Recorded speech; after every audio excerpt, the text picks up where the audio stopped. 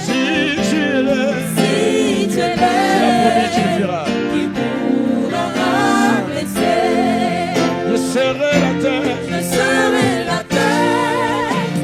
et jamais la queue. je suis béni. Je suis béni parmi tous mes frères. Par toi tu es là, Quand je l'ai, qui pourra m'abaisser. oh, Si je l'ai, personne ne pourra m'abaisser. m'abaisser.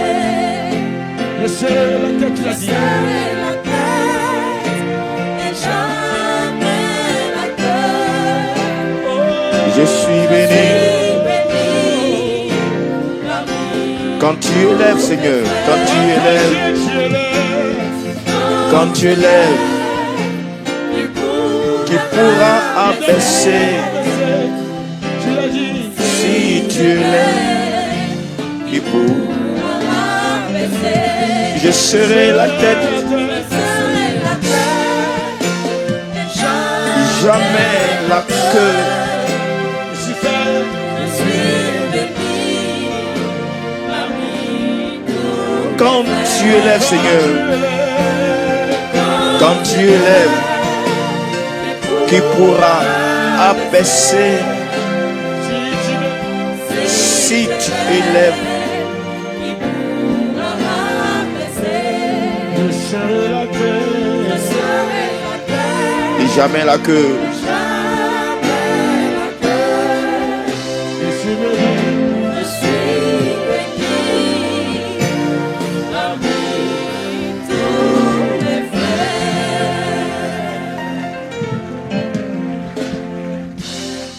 Seigneur, merci parce que cette confession de ton peuple est possible. Tu rends cette confession réalisée par la Pâque. C'est pourquoi ce matin nous voulons te rendre tout honneur, toute la gloire, toute la magnificence pour l'œuvre de Christ à la croix. Parce que par cette œuvre, tu nous permets de retrouver notre dignité en toi. Tu nous permets de retrouver notre destinée prophétique. C'est pour cela que quelqu'un ce matin est ici. Il croit en sa destinée prophétique en toi. Il croit en ce que tu voudrais qu'il soit effectivement sur cette terre. Et il croit que cela est possible par l'œuvre, oh Dieu, de Jésus à la croix. Viens encore, Seigneur, et parle à quelqu'un. Viens encore, Seigneur, et instruis quelqu'un davantage ce matin. Fais en sorte que sa foi s'élargisse. Père, qu'il s'approprie cette parole, Seigneur, et que cela se manifeste dans sa vie. Moi, je suis entre tes mains. Corps, âme et esprit, tout est entre tes mains. Père, toi-même parle. Que l'homme s'efface. Que ce ne soit pas le penchant de l'homme qui s'exprime. Que ce ne soit pas les opinions de l'homme qui soient présentées. Mais que ce soit ta pensée, tes projets, tes instructions, ce que tu as pour ton peuple. Que ce soit ça qui prenne le contrôle ce matin. Pardon, Seigneur, que nous soyons édifiés. Pardon, Seigneur, que quelqu'un soit exhorté ce matin. Pardon, Père, et que quelqu'un, oh Dieu, se repositionne comme tu le veux sur la route de sa destinée. La gloire et l'honneur seront à toi effectivement. Père, dirige ces instants. Conduis toutes choses. Fais en sorte que ton règne seul s'établisse parmi nous. Et nous te chanterons et nous te louerons, Seigneur. Gloire et honneur soient à toi à jamais. Au nom de Jésus que j'ai prié. Et quelqu'un qui croit que c'est ainsi fait, dise avec moi Amen. Donnez des mains si vous voulez à la gloire du Seigneur pour sa fidélité à notre égard. Nous rendons encore gloire à Dieu pour la Pâque. La Pâque qui rend crédible et qui rend authentique notre évangile. Nous avons lu dimanche passé dans 1 Corinthiens chapitre 15, à partir du verset 3 au verset 8. 1 Corinthiens 15, verset 3 au verset 8, où l'apôtre Paul déclare, car je vous ai communiqué avant toute chose ce que j'ai aussi reçu, que Christ est mort pour nos péchés selon les Écritures, que Christ a été enseveli et qu'il a été ressuscité. Il est ressuscité le 3e jour selon les Écritures et qu'il a apparu à Céphas, puis aux 12. Ensuite, il a apparu à plus de 500 frères à la fois, dont la plupart sont encore vivants et dont quelques-uns sont morts. Ensuite, il est apparu à Jacques, puis à tous les apôtres. Après eux tous, il m'est aussi apparu à moi comme à l'avorton. Par ce passage, l'apôtre Paul nous montre que le véritable évangile porte sur la mort, l'ensevelissement et la résurrection de Christ. Quelqu'un peut-il acclamer avec moi l'œuvre de Christ à la croix? Acclamons sincèrement pour apprécier à sa juste valeur l'œuvre de Christ à la croix. Mais ce matin, je voudrais insister sur un autre passage, le livre d'Apocalypse, le chapitre 1, le verset 18. Apocalypse chapitre 1, le verset 18. Dans ce verset, Jésus déclare, je suis le premier et le dernier et le vivant. J'étais mort et voici je suis vivant au siècle des siècles. Je tiens les clés de la mort et du séjour des morts. Je vais reprendre. Je suis le premier, le dernier et le vivant. J'étais mort et voici je suis vivant au siècle des siècles. Et je tiens les clés de la mort et du séjour des morts. Parole de notre Seigneur et Sauveur Jésus-Christ. Chers frères et sœurs, la Pâque publie donc, comme nous l'avons dit, la victoire sur le diable, la victoire sur le péché, la victoire sur l'enfer. Par ce passage de l'Apocalypse, qui est la fin de la Bible, montre que ce qui a commencé par une tragédie dans le jardin d'Éden au commencement, finit ici par un triomphe dans une cité céleste. Ce qui a commencé par la tragédie dans le jardin d'Éden, l'Apocalypse nous montre que ça finit dans un triomphe de notre Seigneur. Notre triomphe donc. Quelqu'un peut-il encore, s'il vous plaît, mesdames et messieurs, acclamer la victoire que Jésus nous donne, le triomphe que Jésus nous donne. Le triomphe sur le péché et ses conséquences, dis-moi bien amen. Le triomphe sur le péché et ses conséquences. Le triomphe sur les échecs passés. Le triomphe sur les dettes spirituelles et les réclamations qui peuvent en découler. Le triomphe sur ces choses-là. Je n'entends pas le amen de quelqu'un. Je parle d'un triomphe. J'ai dit le triomphe sur le péché et sur ses conséquences. Le triomphe sur les dettes spirituelles et les réclamations qui peuvent en découler. Le amen est faible. Je veux très bien entendre le amen de quelqu'un pour apprécier à sa juste valeur la victoire que Jésus nous donne. Le triomphe sur toute emprise et emprisonnement de notre destinée. Le amen est encore faible. Mais surtout, le repositionnement et la restitution de notre destinée originelle. Chers frères et sœurs, je vais le répéter encore ce matin. Par la Pâque, nous retrouvons notre communion avec Dieu. Par la Pâque, nous retrouvons notre relation avec Dieu. Par la Pâque, nous retrouvons notre identité de fils et de fille de Dieu. Chers frères et sœurs, ce matin, j'ai envie de dire à quelqu'un que se rappelle que ce que Jésus disait, ce que Dieu disait. Laisse aller mon fils, mon premier-né, pour qu'il me serve. Cette parole, cette déclaration forte du Seigneur à son peuple au travers de Moïse trouve donc son accomplissement dans la Pâque, puisque c'est par la Pâque qu'Israël a connu sa délivrance pour aller servir Dieu.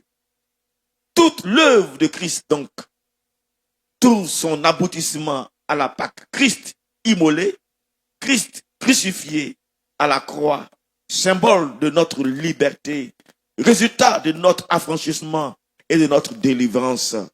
Quelqu'un me dit Amen.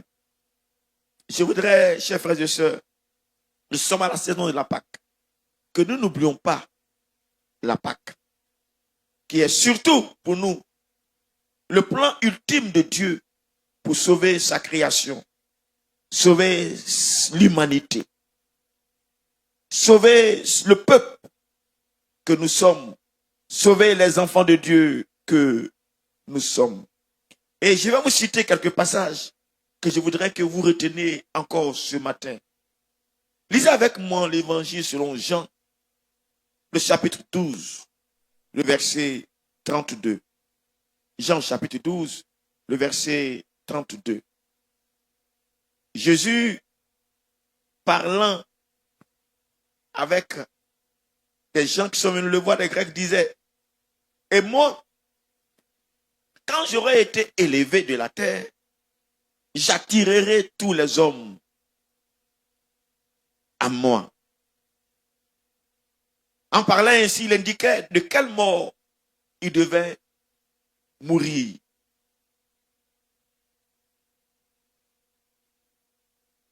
Jésus parle à des gens. Il dit, moi, quand je serai élevé, j'attirerai les hommes, tous les hommes.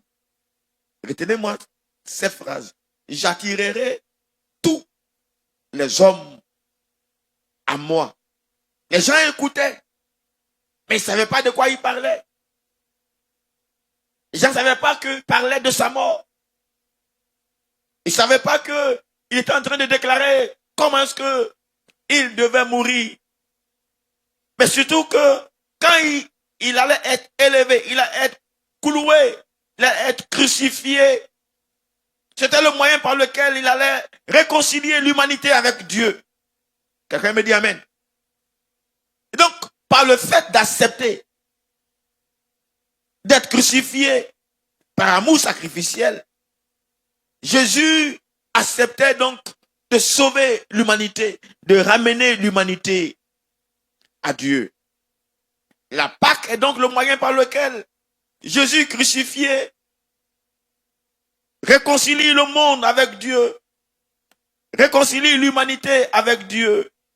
Quand je serai élevé de la terre, quand je serai crucifié, s'il pouvait le dire ainsi ouvertement, j'attirerai tous les hommes à moi. Ce passage, ce fait d'être élevé, l'apôtre Jean, enfin, l'écrivain Jean, va le dire plusieurs fois. Les semaines passées, on a vu Jean chapitre 3, du verset 14 au verset 15. Jean chapitre 3, du verset 14 au verset 15, où Jésus disait encore une fois, et comme Moïse éleva le serpent dans le désert, il faut de même que le Fils de l'homme soit élevé, afin que quiconque croit en lui ait la vie éternelle. Mais Jésus parlait en symbole. Les gens ne comprenaient pas. De la même manière que Moïse a élevé le serpent dans le désert, il faut que le Fils de l'homme soit aussi élevé, afin que quiconque croit en lui ait la vie éternelle. Donc, comme les Hébreux qui regardaient le serpent d'airain pour survivre, celui qui regarde vers Jésus sur la croix reçoit la vie éternelle. Dis-moi bien Amen. D'accord, aujourd'hui nous sommes en train de commémorer, nous sommes en train de voir Jésus sur la croix. Nous annonçons la possibilité d'avoir la vie éternelle. Mets ta main sur quelqu'un, dis-lui, la vie éternelle est accessible. Dis-lui ça. Dis ça avec conviction, pardon. Donc vous comprenez que quand donc, je vois Christ à la croix, quand je pense à la Pâque, je pense au fait que je peux avoir la vie éternelle. La vie éternelle, je peux l'avoir juste en regardant Christ qui est sur la croix. Jean l'a dit ici, mais il va le répéter encore dans Jean chapitre 8. Jean chapitre 8, à partir du verset 28. Jean chapitre 8, à partir du verset 28. Jean 8, 28. Jésus donc le dit, quand vous aurez élevé le Fils de l'homme, alors vous connaîtrez que je suis et que je ne fais rien de moi-même, mais que je parle selon ce que le Père m'a enseigné. Encore une fois, Jésus fait mention, quand vous aurez élevé le Fils de l'homme, quand vous allez le crucifier, quand vous allez le crucifier là, alors vous connaîtrez que je suis. Aujourd'hui, ce que je suis n'est pas manifeste. Mais quand vous allez me crucifier, c'est alors vous saurez que qui est-ce que je suis. Et vous saurez que je ne fais rien de moi-même. Effectivement, quand il a été crucifié, des paroles sont sorties. Quand vous lisez Matthieu le chapitre 27, Matthieu le chapitre 27, à partir du verset 54, Matthieu chapitre 27, à partir du verset 54, il y a un centurion romain, Matthieu 27, à partir du verset 54. La Bible déclare que le centenier et ceux qui étaient avec lui pour garder Jésus, ayant vu le tremblement de terre et ce qui venait d'arriver, fut saisi d'une grande frayeur et dit, assurément, cet homme était fils de Dieu. Jésus a dit, quand on va me crucifier là, vous allez savoir qui est-ce que je suis.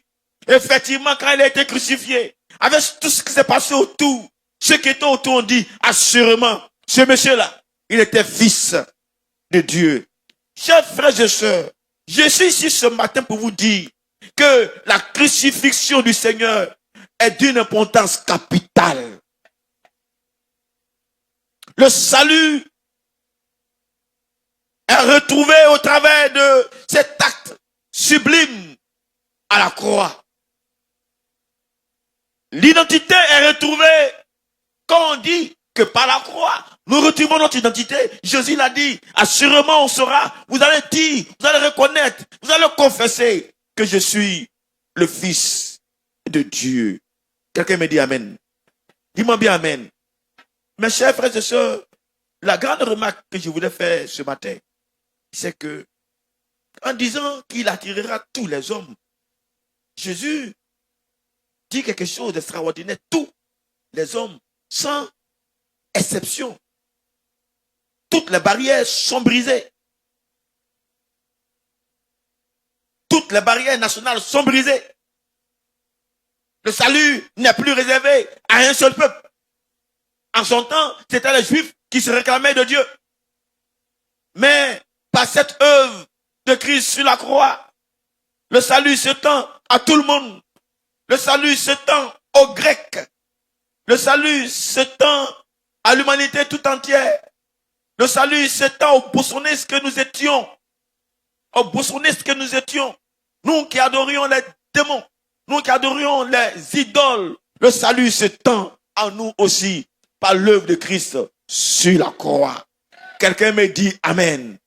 Dis-moi bien Amen. Donc la Pâque est le moyen ultime pour nous de vivre ce que Christ a pour nous. La Pâque est le moyen de mettre fin à toutes les formes de dette spirituelle, comme je l'ai dit.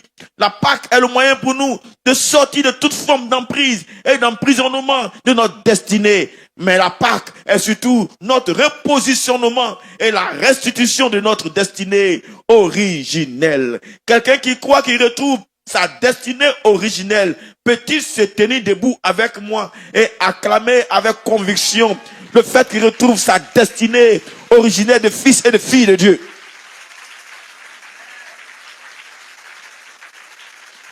Quelqu'un qui retrouve son statut de fils et de fille de Dieu, peut-il acclamer, pousser un cri de victoire? Je vais entendre très bien ton cri de victoire. Veuillez vous rasseoir s'il vous plaît.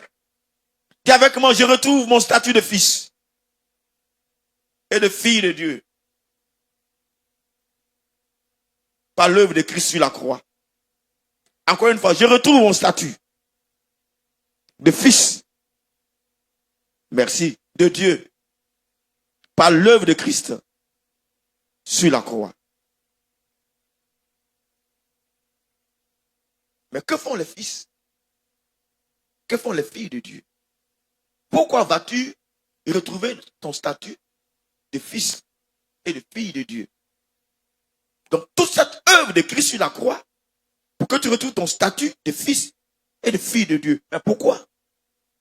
Et c'est ce que nous avons dit depuis le commencement. Vous allez voir que par la Pâque, Jésus accomplit la volonté du Seigneur. Par la Pâque, Jésus sert Dieu.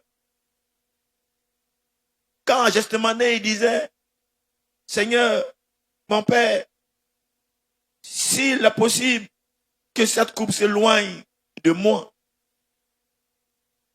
Quand il a dit 3 fois, mon Père, s'il n'est pas possible que ceci passe loin de moi, sans que je le boive, que ta volonté soit faite.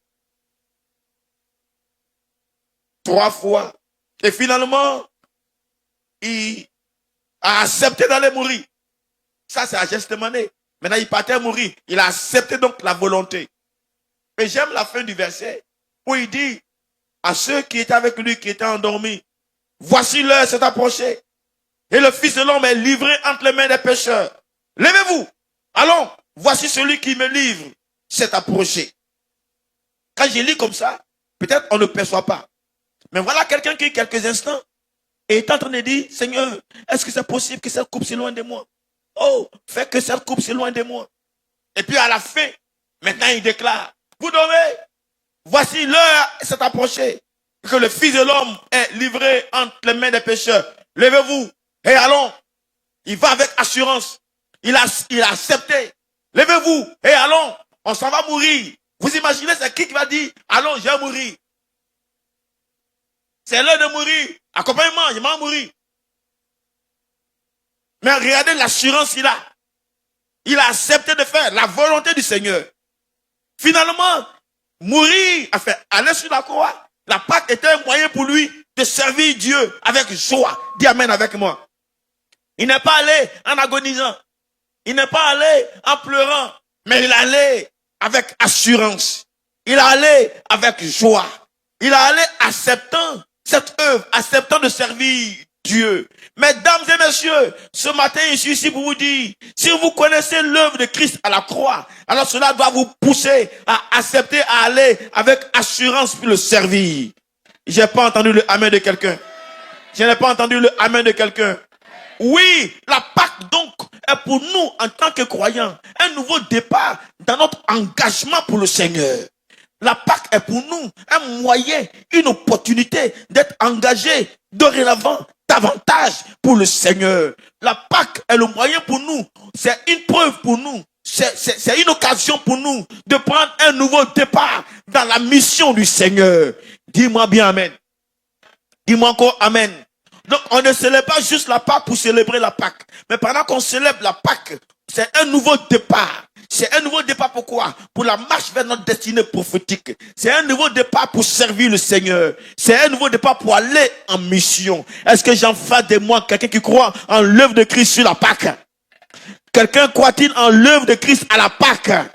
Alors si tu crois en l'œuvre de Christ à la Pâque, tu dois prendre un nouvel engagement. Une nouvelle force doit t'animer pour aller pour la mission du Seigneur. Et c'est ce que l'ange va dire aux femmes quand elles sont venues voir Christ, le crucifié, enfin l'enterré, et qui était ressuscité dans Matthieu 28, à partir du verset 6. Matthieu 28, à partir du verset 6. Matthieu 28, à partir du verset 6.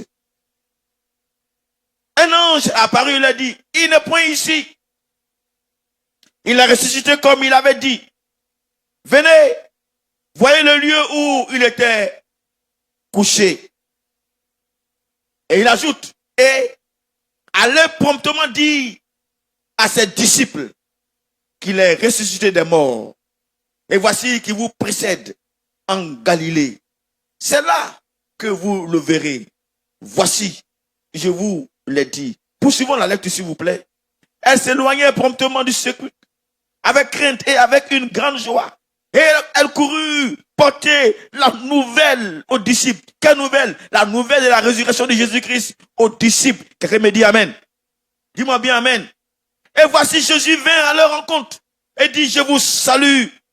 Elle s'approchait pour saisir ses pieds et elle se prosternait devant lui. Alors Jésus leur dit, ne craignez pas. Allez dire à mes frères de se rendre en Galilée. C'est là qu'ils me verront. Dis-moi bien amen. Pendant qu'elle était en chemin, quelques hommes de la garde entraient dans la ville et annonçaient aux principaux sacrificateurs tout ce qui était arrivé. Point. On va s'arrêter là. Donc déjà, la nouvelle est en train de partir. La nouvelle de la résurrection est en train de faire quoi? D'être partie. On annonce ça partout. Il est ressuscité. Le monsieur là est ressuscité. La bonne nouvelle est en train d'être propagée. La mort et la résurrection de Jésus-Christ est en train d'être connue partout. Mais Jésus commissionne ces femmes-là.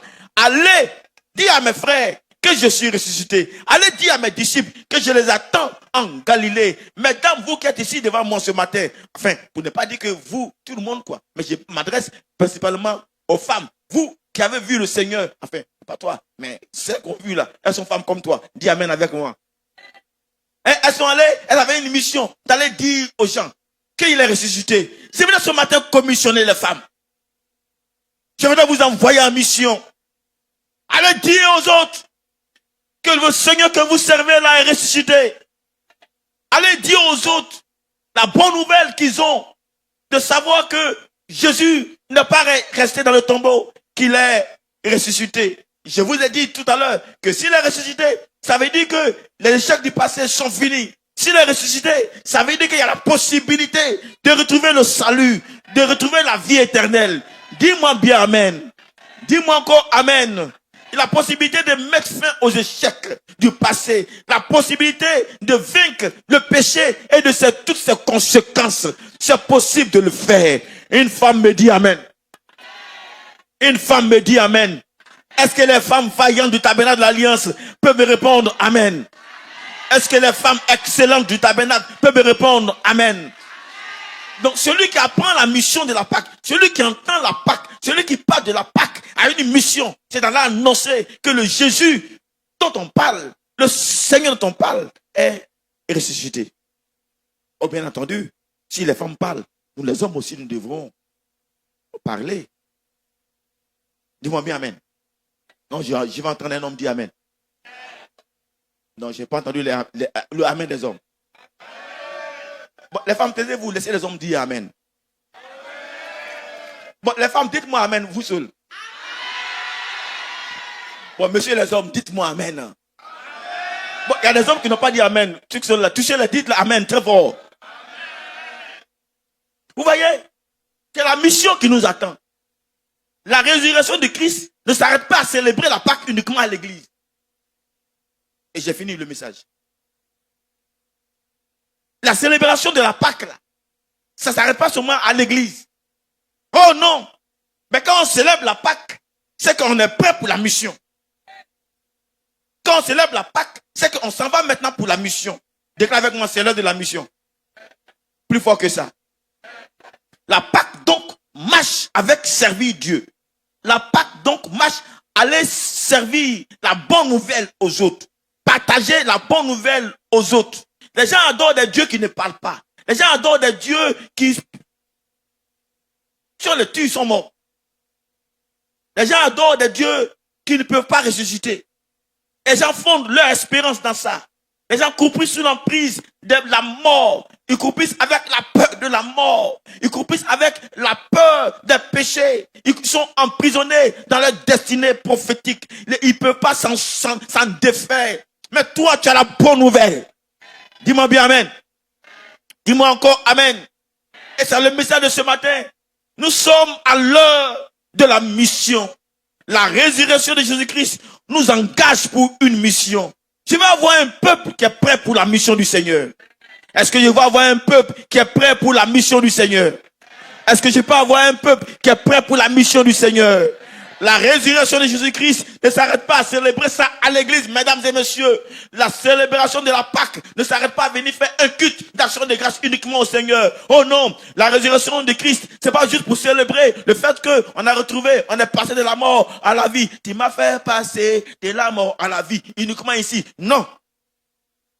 Je te loue, je te remercie. Oh, tu m'as fait passer de la mort. C'est pas de ça les questions uniquement. Mais après avoir chanté ça, après avoir reconnu ça, il faut aller partager ça. Celui qui est capable de faire passer des gens de la mort à la vie, partage-moi cette bonne nouvelle. Mets ta main sur quelqu'un et dis, tu dois partager ça. Bon, dis-lui, c'est l'heure de partager ça. Voilà. Voilà le message que ce matin j'ai pour vous. Et donc, dans tous les milieux, dans tous les groupes, dans tous les sous-groupes, j'engage tout le monde. C'est l'heure de la mission. Dis-moi bien amen. Vous savez, quand les gens ont retrouvé Jésus-Christ et que les disciples l'ont vu, il leur a donné une parole. C'est là que je vais finir. Matthieu 28, à partir du verset 16 au verset 20. Et tenez-vous debout avec moi pendant que je lirai ça. Je suis à la fin du message. Matthieu chapitre 28, le verset 16, dit ceci. Les 11 allaient donc en Galilée. N'oubliez pas, on a dit aux femmes, allez leur dire qu'on se retrouve, rendez-vous où? En Galilée. Bon, quand les gens disent, on fait Galilée, et on va en Galilée pour juste se réjouir. Quand les gens parlent de Galilée, on fait Galilée, on se retrouve, on fait fête, on mange. Vous m'écoutez? Est-ce que vous m'écoutez ce matin? Mais regardez, rendez-vous de Galilée là. Allez en Galilée, sur la montagne que Jésus leur avait désignée. Et puis il dit, quand il le vit, il se prosternait devant lui. Mais quelques-uns, comme toujours, eu des doutes. La suite, s'il vous plaît, assez rapidement.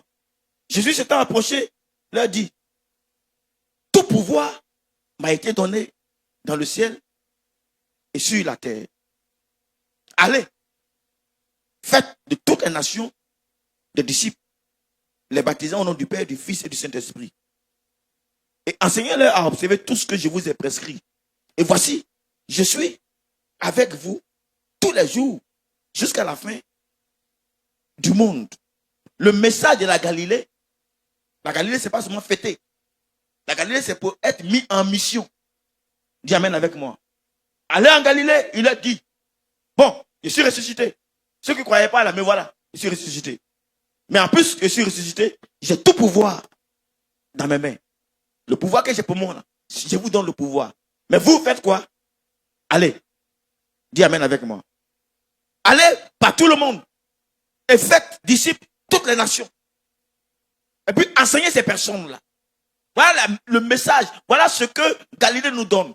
Mesdames et messieurs, vous et moi qui aimons célébrer la Pâque, vous et moi qui aimons Galilée, le message de la Galilée dit quoi? Allez! Dis avec moi, nous allons. Plus fort que ça. Plus fort que ça. Quand tu célèbres la Pâque, tu donnes un message, tu dis, je vais partir. Quand tu chantes la résurrection du Seigneur, tu es en train de dire, je m'en vais pour la mission. Je m'en vais porter le message de résurrection. Que Christ est le plus puissant. Il est mort, il est ressuscité. Il a la puissance entre ses mains. Il est celui qui sauve. Il peut mettre fin à toute forme d'esclavage. Il peut sortir de n'importe quelle prison. Regardez les gens autour de vous, dans vos quartiers, dans vos maisons, dans vos familles, qui croupissent sous l'emprise d'une prison spirituelle, incapable de s'en défaire. Le monde autour de vous qui est pris dans le taux du mal, de ce qui est mauvais. Regardez la vie autour de vous, dans vos quartiers. Mais Jésus vous envoie ainsi, mesdames et messieurs, en célébrant la Galilée, en célébrant la Pâque. Jésus vous envoie ainsi dans votre milieu. Je m'attends à voir un peuple qui va obéir à la parole du Seigneur. Dis-moi bien amen. Est-ce que j'en fais de moi quelqu'un qui va obéir à la parole du Seigneur? Est-ce que j'en fais de moi quelqu'un qui va rendre efficace, vrai, la Pâque? La Pâque consiste donc à célébrer la mort et la résurrection, c'est vrai. Mais en même temps, à aller en mission. Je suis heureux ce matin parce que je sais que quelqu'un a entendu ce matin. Je suis heureux parce que quelqu'un a compris que la Pâque là, c'est pas juste se retrouver. Oh oui, on célèbre, mais on va. Je veux que tu prennes la main de quelqu'un. Il y a un cœur qu'on chante. Quand nous on chante ça, on dit un jour nouveau s'est levé. Mais écoutez-moi, c'est vrai souvent qu'on chante un jour nouveau s'est levé. Les gens, ils se recevoir cet esprit seulement. Un jour nouveau s'est levé pourquoi? Pour aller faire l'œuvre. C'est l'heure de faire l'œuvre. C'est l'heure d'aller en mission. Et je répète, dans tous les milieux, dans tous les groupes, dans tous les départements, c'est l'heure de la mission. Tu vas prier pour ton frère, que l'onction qui a saisi les gens pour les pousser en mission soit son partage. Prie maintenant pour quelqu'un, s'il te plaît.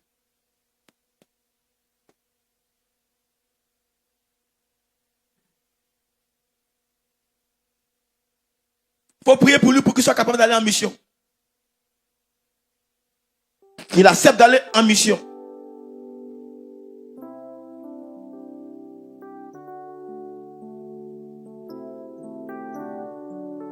C'est l'heure de la mission de la grande commission. C'est l'heure d'aller en mission comme Jésus l'a commandé à ses disciples. C'est l'heure d'aller évangéliser. C'est l'heure d'aller partager la bonne nouvelle. Servir la bonne nouvelle de Jésus qui sauve à un voisin. Servir la bonne nouvelle de Jésus qui rachète des prisons à un voisin, à un collègue de service, à un membre de la famille, à un voisin dans le quartier. À partager ça dans nos villages. Que les hommes et les femmes de nos quartiers, de nos villages, de nos maisons sachent qu'il y a possibilité de mettre fin à la malédiction. Il y a possibilité de mettre fin aux réclamations. Il y a possibilité de mettre fin à l'emprisonnement de la destinée prophétique. Il y a possibilité de mettre fin à ces choses. Et Dieu veut le faire au travers de nous.